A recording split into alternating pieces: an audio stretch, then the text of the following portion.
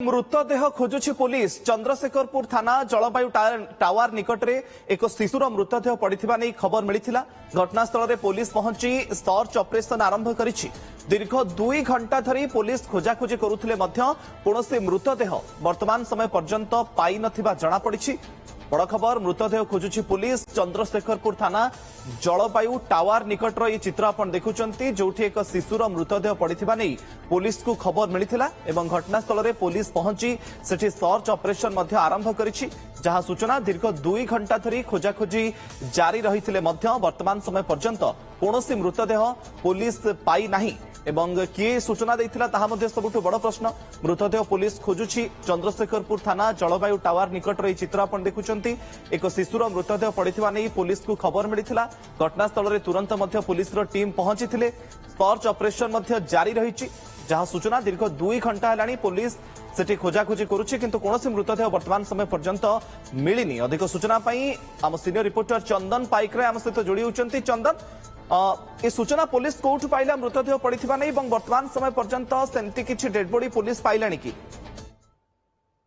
को एक phone call जाइथिला, जो फोन कॉल रे जने व्यक्ति कहिथिले जे जलवायु टावर जहा कि चंद्रशेखरपुर थाना अंचल रे अछि, जहा 200 फुटिया जो नुआ रोड हेछि सेठी जलवायु टावर निकट रे बुद्धबुद्धिकिया जंगल अछि। सेठी कोनोसी एक शिशुर शव पड़िथिबा नै कि खबर पाइथिला पुलिस एवं पुलिस परमुहूर्त रे तत्क्षणात आसी घटनास्थल रे पहुंचीथिला। एम्बुलेंस मध्य नै पहुंचीथिला, किंतु सर्च करिबा परे जदिबा किछि लोक ए घटना देखिथिले, जदिबा लोके किछि लोक शिशुर शव पड़िथिबा देखिथिले, किंतु परवर्ती समय रे ताकू खोजा खोजी करिबा परे मध्य कोनोसी प्रकार शव पुलिस को मिली नथिला।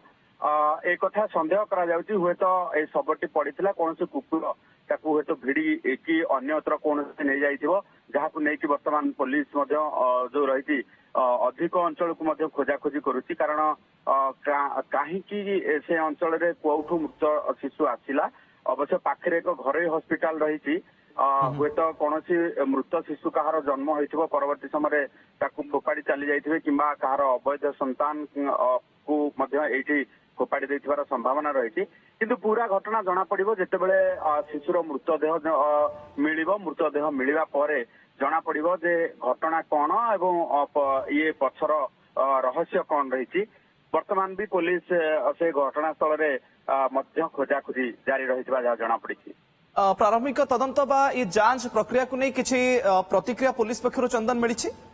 देखो पुलिस वर्तमान जदि देखिबा जे पुलिस रो कहवा कथा, जेहेतु साधारण लोक कॉल करिकि कंट्रोल रूम को ए संपर्कित खबर देइथिले, तेणु ताको गुरुतर सहकार जदिबा जेतेबेले कंट्रोल रूम को कोनोसी खबर जाए, कंट्रोल रूम को कोनोसी प्रकार कॉल जाए, से कॉल को अति गुरुतर सहकारे पुलिस नै थाए एवं कारण ताहा संपूर्ण भाबे रेकॉर्डेड कॉल।